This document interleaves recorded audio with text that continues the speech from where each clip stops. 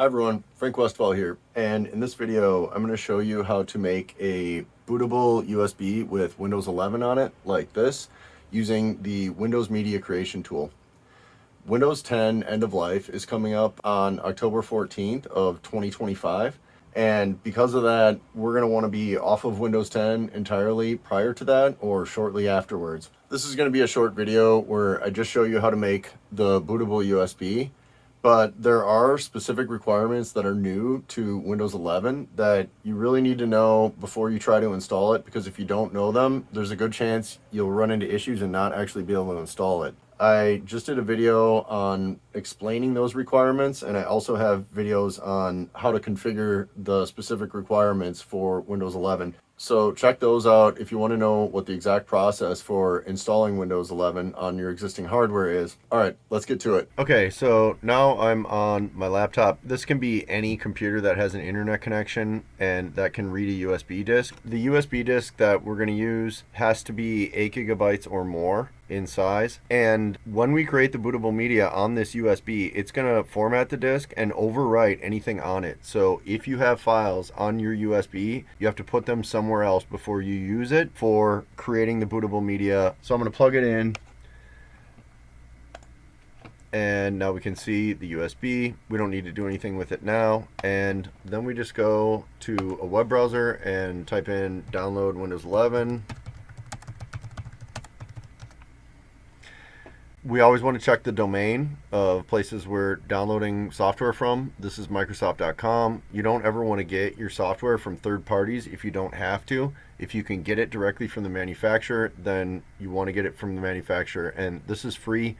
There's no reason to get a copy of Windows 11 anywhere else. So we're going to go to Microsoft.com, download Windows 11.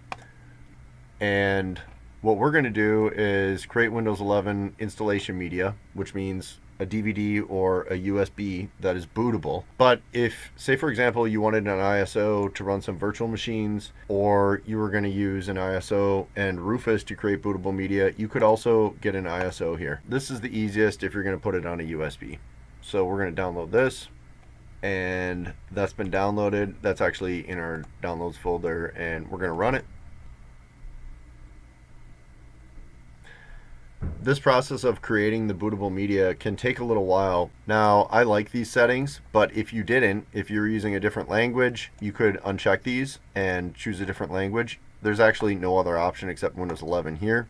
So these settings work for me. Next, and yes, we want to put it on a USB flash drive. Again, it needs to be at least 8 gigabytes. We are good to go with that, and we're going to hit next.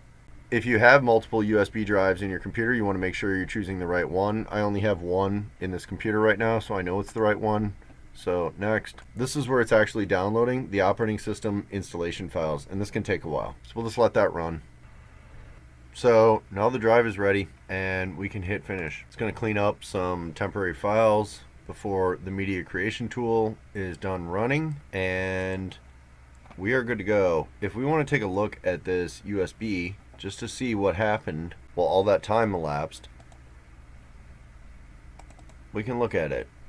So these are all the files that were downloaded and configured. It's not just a downloading and copying of files, it's a downloading and a configuration of files.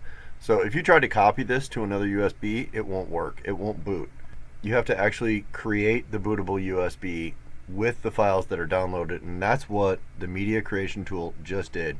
This is now bootable as long as your system firmware, also called BIOS, is set to UEFI boot mode. This will boot up the Windows 11 installation media and allow you to install Windows 11 on your computer, provided your computer meets the system requirements for Windows 11. And although this is a video that only covers the creation of the Windows 11 installation media on a USB drive, you do need to know the system requirements for Windows 11, because if these requirements are not met, you won't be able to install Windows 11. I just made a video that describes these system requirements and explains them, and I have other videos that show exactly how to configure them. I'll put links to those videos in the description. But we do have a bootable USB with Windows 11 on it. I'm just going to close this, close everything out, and eject the USB. that is ready to use. Okay, that's it for this video. I hope this was helpful.